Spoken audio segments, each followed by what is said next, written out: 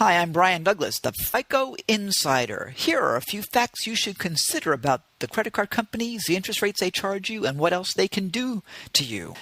A few years ago, the credit card industry successfully pushed through a new bankruptcy bill, which made a fresh start for people stuck in the worst financial situation of their lives significantly harder. Of course, many of these people are in that position because they should never have been given all those credit cards to begin with. But let's face it, the card companies set you up with killer deals, easy credit, and offers you simply could not refuse.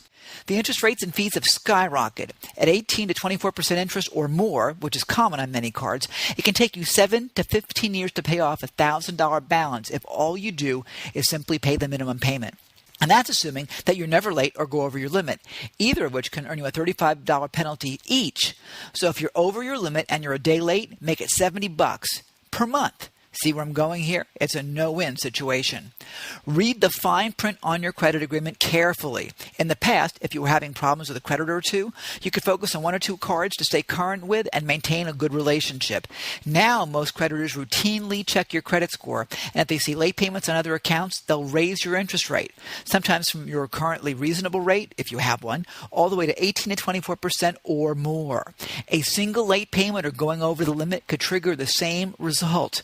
Naturally, they'll approve the charge that puts you over your limit so they can raise your interest rate rather than declining it as they did in the past, preventing you from going over your limit.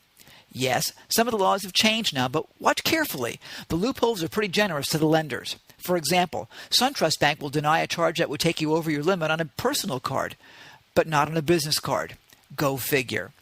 A few years ago, legislation was introduced to give states the power to regulate and limit the practices and costs of credit cards. The legislation was opposed heavily by the credit card lobby and ultimately failed. Most banks continue to base operations out of Delaware or South Dakota, the two states that allow the highest interest rates and fees and the least amount of consumer protections. Other laws proposed and killed in recent years include provisions that would require minimum payment disclosures, like how long it will take to pay off your debt if you only pay the minimum payment, limiting interest rates, preventing bait-and-switch tactics in your credit card offers, protecting college kids, preventing a company from raising your interest rate or charging fees based on being late to another company. You name it, they'll find it, and they'll kill it. Don't you get just a warm and fuzzy feeling about all this? In one expose recently, Capital One Financial was revealed to keep customer credit limits low, but then they offer the most vulnerable borrowers additional cards instead, helping them dig ever deeper holes with penalties of hundreds of dollars a month. Classy, very classy.